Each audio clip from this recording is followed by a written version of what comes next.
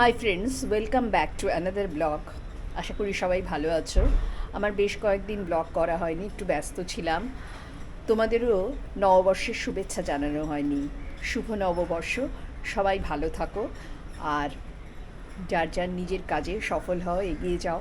আর যা একটা গরম পড়েছে, সবাই কিন্তু সাবধানে থেকো। মানে এই সময় প্রচুর ফ্লুইড আমাদের খেতে হয়, আমিও খাচ্ছি, চেষ্টা করছি নিজেকে সজীব রাখার। জাস্ট একবার বাইরেটা দেখো, এখন সকাল 8টা, কি প্রচণ্ড রোদ আর কি গরম। এত মানে রোদের হালকা, আর একটু বাদেই তো লু শুরু হবে। আর একটা অদ্ভুত ব্যাপার আছে জানো তো, আমি দেখেছি বেলা 11টা পর্যন্ত কিন্তু ঘাম টাম হয়, তারপরে একটা অদ্ভুত ড্রাই, মানে দিল্লি রাজস্থান ওইসব দিকে যেরকম হয় আর কি, এতকাল আমরা দেখে এসেছি, এখন এখানেও এরকম শুরু হয়ে গেছে।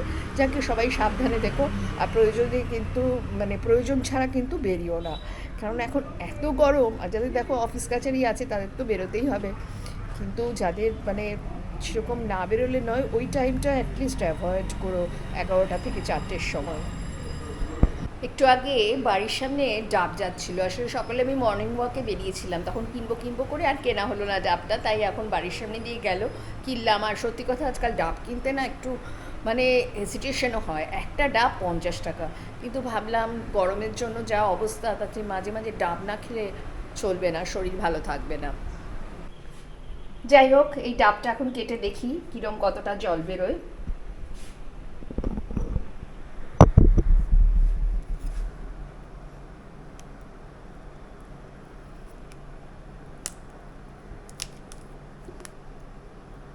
ডাবের মুখটা ওরা মোটামুটি আমাকে মানে ক্লিয়ার করে দিয়েছে, এবার আশা করি মানে আর অসুবিধা হবে না, মনে হচ্ছে জল আছে ভালোই, দেখা যাক।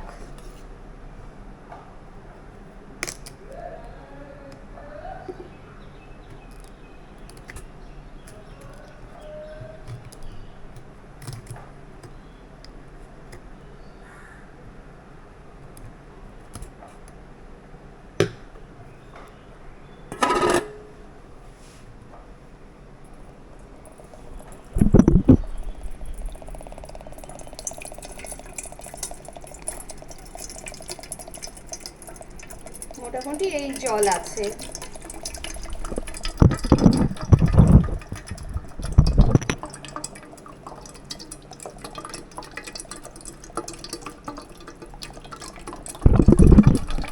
জলের পরিমাণ কিন্তু নেহাত খারাপ নয়, ভালো পরিমাণই বেশ জল আছে, এতটা জল যথেষ্ট শরীর।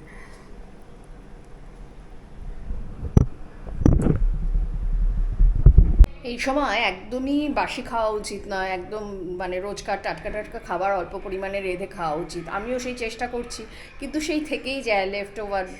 কেননা একে তো গরম খাওয়া যাচ্ছে না, তার মধ্যে ছেলেকে বলে বুঝিয়ে আমি পারছি না, ও প্রায় সন্ধেবেলা হলে বাইরের খাবার খায়, মানে রাত্রে আর ডিনার তার জন্য করতে পারে না। হাঁটতে যায় সন্ধেবেলা, গিয়ে এসব কুকীর্তি করে, কখনো নিয়ে আসে, কখনো বসেই হয়তো খেয়ে নিল রাস্তার খাবার বা যাই হোক। অনেক বোঝাচ্ছি কিন্তু শোনার নাম নেই, গরমে যখন শরীর খারাপ হবে তখন একটা বিপদ হবে। যাই হোক, আজকে আমি আর কিছুই রান্না সেরকম কিছু করাচ্ছি না, শম্পা এলে ওকে বলবো এই বাটা মাছের একদম হালকা করে বাটা মাছটা করতে। বাইরের খাবার খেতে বারণ করলেও ছেলে কিন্তু একদমই শোনে না। আর কি বলতো, আমাদের বাড়িতে কিন্তু আমরা সবই জলখাবার টলখাবারের সব কিছুই বানানো হয়, হ্যাঁ, শম্পাও বানায়, আমিও বানাই। যেই বাইরের খাবার খেতে হবে মানে ঘরে কিছু হচ্ছে না এরকম সিচুয়েশন কিন্তু নয়, কিন্তু মানে কি বলবো, আর ও শুনবেই না। আর জলখাবারে মানে অত্যাধুনিক খাবার যেগুলো, ও বেশ পাস্তা, চাউমিন আর পরোটা, এমনকি রুটিতেও ওর আপত্তি নেই। তো যাই হোক, অ্যাটলিস্ট এই গরমে অবশ্য এগুলোও ভালো না, কিন্তু বাইরের খাবারের থেকে তো ভালো। আমি নিজেও বানাই, শম্পাও বানিয়ে দেয়, কিন্তু ওর হবে না। ওর ওই বাইরের খাবারের প্রতি একটা অমোঘ আকর্ষণ। এবং ছোটোবেলার থেকে লোকে বলে ছোটোবেলায় মার ওপরে নির্ভর করে সমস্ত হ্যাবিটগুলো, কিন্তু সেটাও ভুল প্রমাণ করে দিয়েছে। আমি মানে ও চিড়ে মুড়ি আমরা যেমন খাই আর কি, ও একদম এগুলো না পছন্দ, কিন্তু গরমে এগুলো খাওয়া উচিত, এগুলো খেলে শরীরের পক্ষে ভালো। কখনো কখনো তো ভালো করে সুন্দর করে মুড়ি মেখে, মুড়ির নাম শুনলেই ছিটকে চলে যায়। বাজার থেকে এই ফলগুলো এনেছি, এই জামরুলগুলো। জামরুলটা ছেলে খেতে ভালোবাসে, জামরুলটা আমার ওর কথা মনে করেই আনা। আর আঙুর এনেছি, পেয়ারা এনেছি, একটা খরবুজা, যেটাকে কি বলে তোমরা বোধহয় অনেকে ফুটিও বলো, আবার খরবুজাও বলে এটাকে। এটা তো গরমের জন্য মানে ভীষণই ভীষণই ভালো। তো এগুলো এখন ধুয়ে টুয়ে রেখে দেবো, পরে খাবো। এখন আমি সত্যি কথা বলতে আমার সেরকম কিছু মানে খেতে ইচ্ছেই করে না। ফল আর একটু সবজি আর একটু মাছের ঝোল ভাত এই পেলেই খুশি আমি। এখন সন্ধ্যে 7:30, আর আজকে ডিনারে ভাবলাম একটু হালকা করে চিকেন করব। আসলে আমার চিকেন করার মানে আজকে প্ল্যান ছিল সকাল থেকে, কিন্তু ভেবেছিলাম যে সকালবেলা আর ভাল লাগলো না, আর সম্পাকে দিয়েও করাইনি। একটু হালকা করে ভাবলাম চিকেন রেজালা বানাবো। তো রেজালার জন্য তো টক দই লাগে, যদিও মানে রেজালার জন্য ভালো পরিমাণেই বেশ পেঁয়াজ রসুন, কিন্তু অতটার মধ্যে যাবো না, খুব হালকা করে বাড়িতে নিজেরাই খাবো তাই জন্য সেরকমভাবে অতটা রিচ করবো না, যতটা সম্ভব হালকা করে বানাবো। এবার করতে গিয়ে দেখলাম আমি আসলে কালকে টক দই, রোজই টক দই পাতি, রোজ নয় মানে একদিন ছাড়া ছাড়া পাতি, কারণ ছেলের মুড হলে খায় না। তো একার জন্য রোজ না পেতে মানে রোজ না পেতে আমি কি করছি, ওই 2 দিন করে মানে চলে যায় এরকম পরিমাণ পাতি। তো পরশু দিন রাতে পেতেছিলাম, সেটা দিয়ে গতকাল চলে গেছে, আজকে যে ভালো মানে ছিল। এবার আজকে দুপুরে খেয়াল নেই, টক দইটা না পুরোটাই আমি খেয়ে ফেলেছি। আসলে ভাত পাতে না, ভাতটা তখন কিছু খেতে ভালো লাগে না গরমে, তখন মনে হয় যেন টক দইটাই সব, মানে শেষ পাতে একটু টক দইটাই মনে হয় কতক্ষণে খাবো। তো খাওয়ার পরে খেয়াল হয়েছে এই মরেছে, আমি তো রাখলাম না চিকেনের জন্য। আর এখন একটু বেরোচ্ছি, একটু বাজারে গিয়ে টক দই নিয়ে আসবো, আরও কয়েকটা প্রয়োজনের জিনিস আছে কিনে আনবো। এই দোকান থেকে এসে এখন চিকেন রান্না করছি। আর এই যে দেখো, এই যে এই ছুরিটা দিয়ে না দারুণ কাটে। এই ছুরিটা আমি অ্যামাজন থেকে নিয়েছি, 179 রুপিস, মানে বেশ সুন্দর ডিজাইন করা। প্রথমে দেখে ভাবলাম কি জানি বাবা, হয়তো ঠিক মতো কাটা যাবে কি যাবে না, কিন্তু দেখলাম মানে সবজি, ফল, তারপরে আদা পেঁয়াজ রসুন এই জাতীয় জিনিসগুলো খুব সহজেই কাটা যায়। Chicken rezala almost done. একটু ঝোলটা এবার একটু কমিয়ে নিচ্ছি, একটু ভালো করে গোলমরিচ টোলমরিচ সবই দেওয়া হয়ে গেছে, হালকা করেই করেছি। রেডি আমার চিকেন রেজালা, তোমরা দেখেই বুঝতে পারছো খুব লাইট হয়েছে। আর এটা রাত্রিরে ভাত দিয়ে খাবো, খুব ইজি পদ্ধতি। এবং আমি মানে এত গরম তাই জন্য যতটা সম্ভব হালকা করে করেছি। পেঁয়াজ রসুন এটা খুব কম পরিমাণে দিয়েছি, গোটা গরম মশলা, তেজপাতা, শুকনো লঙ্কা ফোড়ন দিয়ে আর দই দিয়ে ভালো করে মেখে নিয়েছিলাম চিকেনটা আগে, দই আর নুন দিয়ে।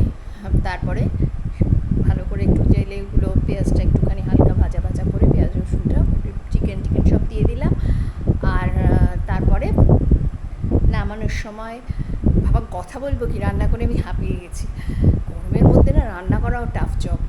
একটুখানি গোলমরিচের গুঁড়ো, অল্প একটু সামান্য ঘি আর একটুখানি কেওড়ার জল, এই দিয়ে সুন্দর করে একটুখানি ফুটিয়ে, আর একটু ফোটালে ভালো হতো, কিন্তু গরমে না আমরা এটাকে মানে আর একটুখানি হালকা হালকাই খেলাম, হালকা, আর নীলের একটু ঝোল ঝোল লাগে, সেইভাবেই করেছি এই আর কি। এবার এটাকে ঠান্ডা করে তারপরে খাওয়ার প্রশ্ন আসছে। আর এদিকে ছেলে বানাচ্ছে চিকেন নাগেট, সমস্ত ইনগ্রিডিয়েন্টস আমি আজকে কিছু করছি না, ছেলেই সব জোগাড় করেছে, ও বানাচ্ছে। কিন্তু ওর চেহারা তোমাদের দেখাতে দেবে না, কারণ এই প্রচণ্ড গরমে ও খালি গায়ে আছে আর অসম্ভব কুলকুল করে ঘামছে কিচেনে, বলছে মা আমাকে দেখিও না।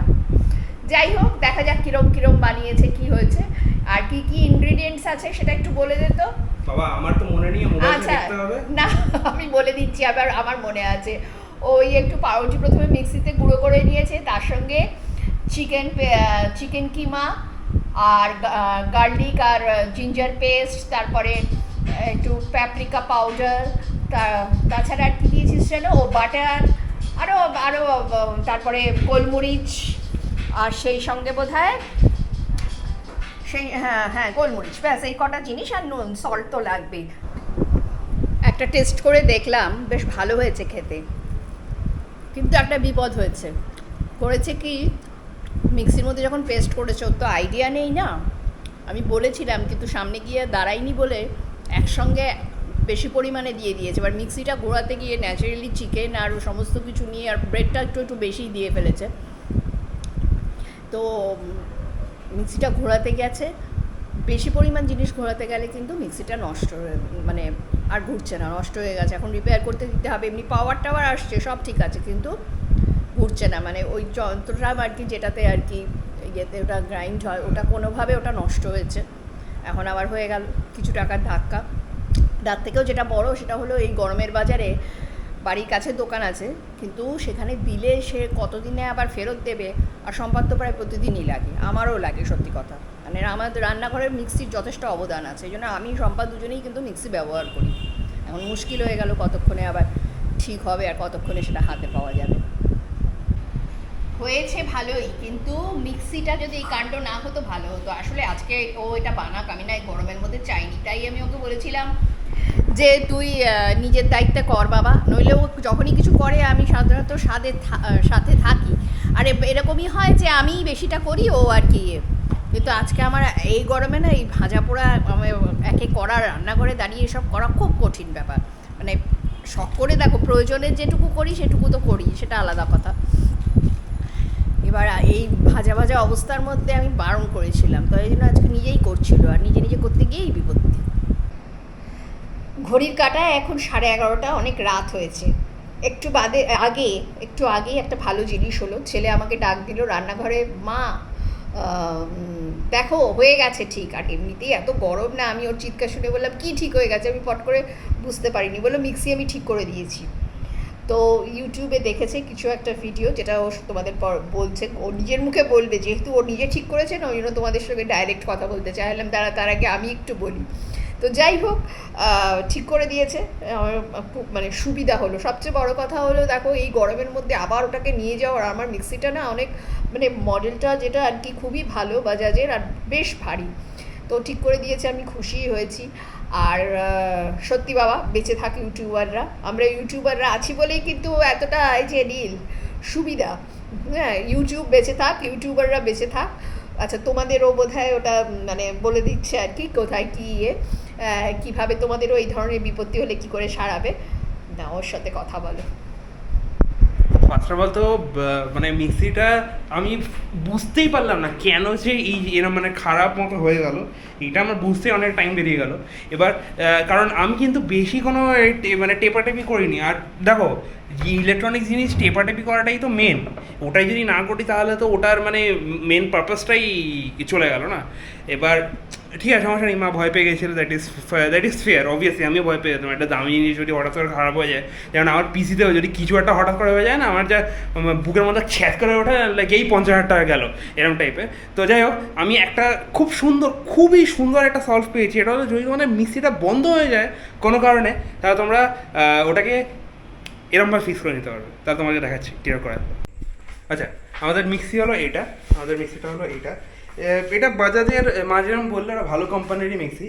এবার তোমাদের মিক্সির যদি পেছনে, ঠিক আছে, তোমাদের মিক্সিটার পেছনে যদি এরকম টাইপের একটা বাটন থাকে, এই বাটনটা দেখতে পাচ্ছ তোমরা, লাল কালারের একটা বাটনটা, এই বাটনটা যদি থাকে তোমাদের কাছে, তাহলে এই বাটনটা তোমরা যদি প্রেস করো তাহলে কিন্তু তোমাদের মিক্সিটা ঠিক হয়ে যাবে। এটা কিন্তু একটা রিসেট বাটন, ঠিক আছে। তো মিক্সিটা মানে এটা আমি দেখলাম ইউটিউবে, জাস্ট আমি একদমই এক্সপেক্ট করিনি যে কোনো ভিডিও পাবো, কারণ অবভিয়াসলি একটা মানে খুব রিপেয়ারিংয়ের ব্যাপার যদি হয় তাহলে আমি তো বুঝবো না অত ভালো করে, আমি তো ইঞ্জিনিয়ারিং করিনি। বাট লাইক যদি আমি মানে জাস্ট দেখার জন্য দেখলাম, মানে একটা মনের থেকে মন বললো দেখে নে ভাই, কী আর হবে, 5 সেকেন্ড যদি তোর জীবন থেকে চলে যায়, কোনো বাজে তো হবে না। তো দেখে নিলাম, ওটা ক্লিক করলাম, আরামসে চলছে, কোনো সমস্যাই নেই। যাই হোক, যদি তোমাদের এরকম খারাপ হয়ে থাকে বা তোমাদের যদি কোনো ইস্যু আসে, তাহলে কিন্তু নিচের বাটনটা একবার দেখবে, জাস্ট প্রেস করলে প্লাগ ইন করে চালাবে, চলতে স্টার্ট করে দেবে। এইটুকুই ছিল ফিক্সটা। পরের সিনে মা তোমার সঙ্গে দেখা করো, তখনের জন্য বাই। Okay, good night. তোমরা শুনলে ওর বক্তব্য, ও নিশ্চয়ই তোমাদের ভালো করে সব বুঝিয়ে বলতে পেরেছে। আমি শুনিনি, আমি এই ঘরে ছিলাম। আর যা গরম, এক্ষুনি শুয়ে পড়বো। আর যতক্ষণ ঘুমিয়ে থাকা যায় ততক্ষণই শান্তি, ঘুম থেকে উঠলেই আবার সেই গরম লাগতে। ঠিক আছে, আবার দেখা হবে অন্য সময় অন্য ব্লগ নিয়ে। Good night.